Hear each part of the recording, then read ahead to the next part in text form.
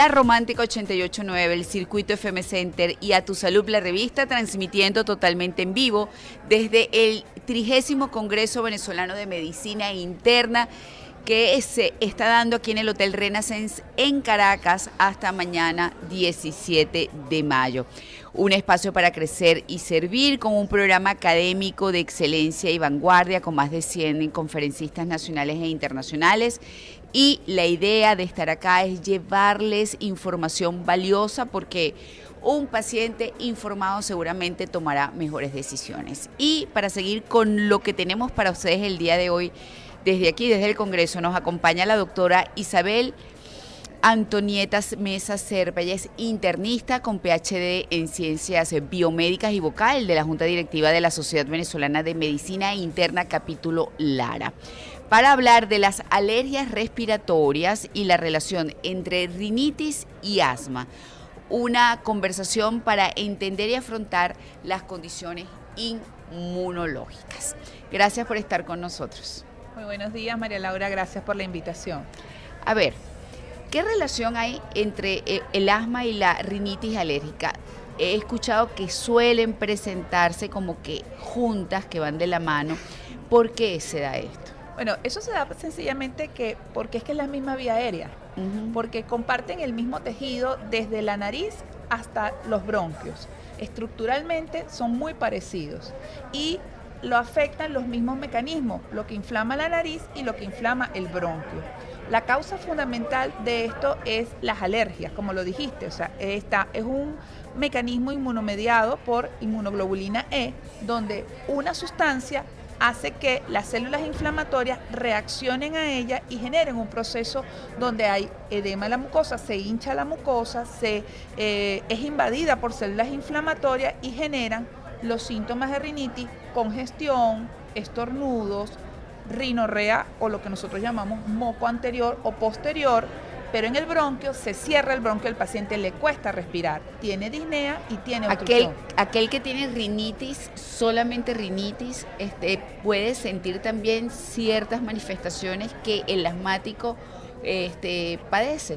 Pues pareciera que sí, porque es una misma vía aérea. De hecho, hay un reflejo que es el reflejo nasobronquial que se ha demostrado que pacientes a los cuales nosotros colocamos test de provocación, o sea, colocamos una prueba alérgica en la nariz, puede llegar a sentir tos, puedes llegar a sentir opresión torácica y dificultad para expulsar el aire.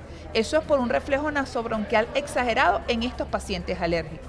Entonces, el 75% de los pacientes asmáticos, bien sea por asma alérgica o no alérgica, tienen rinitis. Y el 40% de los pacientes con rinitis pueden llegar a tener asma. Entonces, a conclusión, es una misma vía aérea, que hay que verla como una unidad funcional. Y cómo, en todo caso, tratar adecuadamente ambas condiciones, se den juntas o por separado. Es que digamos que el secreto está en verlo como una sola vía aérea. Okay. Y como lo decía ahorita en la conferencia que acabo de terminar, el médico que recibe un paciente asmático tiene que aprender a mirar la nariz. Así incluso el paciente no tenga síntomas, porque los estudios han demostrado que el paciente asmático, así no le diga, mire, no tengo congestión, no tengo estornudo, no tengo obstrucción, no tengo secreción nasal, si uno examina la nariz tiene una mucosa inflamada y en algún momento puede hacer rinitis. Y aquel paciente que nos consulte por rinitis, que pareciera que es una tontería, entre comillas, y lo decía y así comenzaba mi conferencia, como que es un síntoma tan frecuente tener la nariz obstruida y tener estornudos que a veces lo trivializamos o lo subestimamos, ese paciente en algún momento puede hacer asma. Ok, entonces, papá, mamá o el adulto, ¿de qué debe estar pendiente? ¿De qué debe estar pendiente? Tratar de identificar en el ambiente cuáles pueden ser los factores que desencadenan el cuadro clínico, porque más del 50% de estos cuadros tienen un componente alérgico. Entonces, claro, es la mascota, es los cambios de temperatura, es de repente el polvo.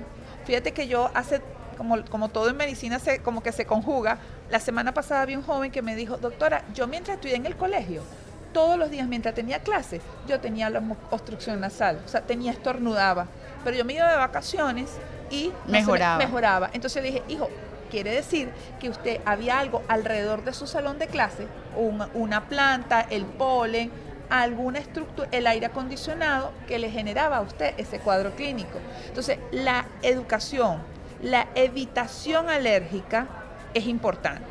El uso de las mascotas, y es que hemos humanizado tanto las mascotas, y no es que esté en contra de las mascotas, pero tenemos que aprender a entender que las mascotas es un ser vivo que también tiene sus propias patologías.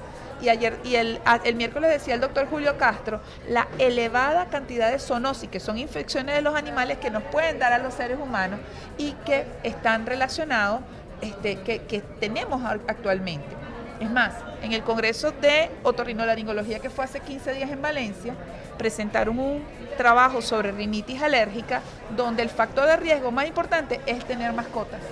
Imagínense, entonces, pero ¿qué hacer para poder tener mascotas y no verte afectado? Porque yo creo que cuando tú amas un animal, decirle que no lo puedes tener en casa es un problema. Hay también que identificarlo, porque no todos los pacientes reaccionan igual. O sea, no todos los que tengan mascotas van a hacer alergia al pelo, por ejemplo, del perro o del gato, pero también están los ácaros. Entonces, ¿dónde está? No subestimar el síntoma, consultar. Consultar para que el especialista adecuado haga los test de provocación y le diga, mire, no es el perrito. Claro. ¿Me entiende? No es el perrito, es probablemente la leche, el consumo de leche, por decirte, es alérgico y no el perro. Entonces no podemos generalizar, hay que individualizar a cada paciente. Ok, y la rinitis puede ser alimenticia también, o sea, el provocador puede ser un alimento y no necesariamente algo del ambiente, un hongo, un ácaro. Es que cada día vemos más, porque el alimento que comemos ahorita no fue el alimento que comieron nuestros abuelos ni nuestros antepasados, porque el uso de ingeniería genética para mejorar y masificar los alimentos ha hecho que nuestro organismo reaccione. Claro. Además, tanto consumo de comida procesada ha hecho que nuestra microbiota, que son bacterias buenas que nos ayudan a mantener el equilibrio, también se desequilibren. Y todo eso genera una cantidad de reacciones que no alcanzamos a imaginar. Ahora, lo importante es, el tratamiento de este tipo de condiciones, rinitis y asma, se hace de la mano del internista. ¿El inmunólogo qué rol juega en todo esto? Del internista, porque nosotros somos el médico que atiende al adulto. Okay. Y somos el director de la orquesta. Eres el médico que nosotros consulta al paciente y referimos al inmunólogo cuando, por ejemplo, necesitamos saber, mire, vivo todo el tiempo con rinitis, necesito saber si usted tiene, a qué hace usted la rinitis. El inmunólogo nos hace los test de provocación. Okay.